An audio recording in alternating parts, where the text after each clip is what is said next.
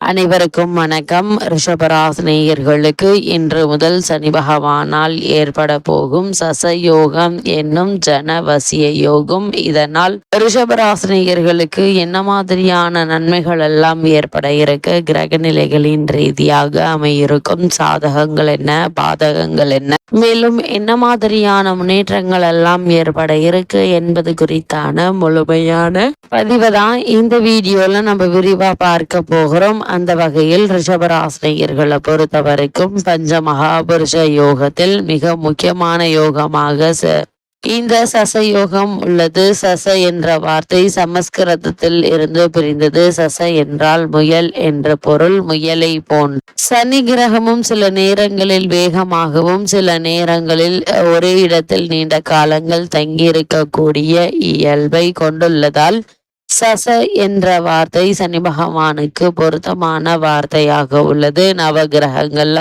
ஒரு ராசி கட்டத்தில் வெகு நாட்கள் சஞ்சாரம் செய்து பொறுமையாக நிதானமாக எல்லா வேலைகளையும் முடித்த பின்பு மற்றொரு ராசி கட்டத்திற்கு பயணிக்கக்கூடிய கிரகம் சனி மட்டுமே. சனியை மட்டுமே மையப்படுத்தி சொல்லக்கூடிய யோகம் தான் இந்த சச யோகம். இந்த சச யோகம் அப்படின்னா என்ன என்று பார்க்கும்போது, லக்னத்திற்கு அல்லது ராசிக்கு கேந்திரத்தில் என்று சொல்லக்கூடிய லக்னம், சுகஸ்தானம், சப்தமஸ்தானம், கர்மஸ்தானம் ஆகிய பாவங்களில் சனி பகவான் அமர்வதும் அல்லது ஆட்சி உச்சம் பெறுவதும் சசயோகம் என்கின்றது. சில தருணங்களில் கேந்திரங்களில் பரிவர்த்தனை மற்றும் இந்த சசயோகம் செயல்பட்டு நற்பலன்களை வாரி வழங்குகிறது. சுப கிரகங்களுடைய பார்வை செய்தால் இன்னும் நற்பலன்கள் ஏராளமாக கிடைக்கும். இதன் காரணமாக என்ன மாதிரியான நன்மைகள் எல்லாம் ஏற்பட இருக்கு என்று பார்க்கும்போது, கடுமையான உழைப்பாளிகள் என்று சொன்னால் அது மிக இல்லை.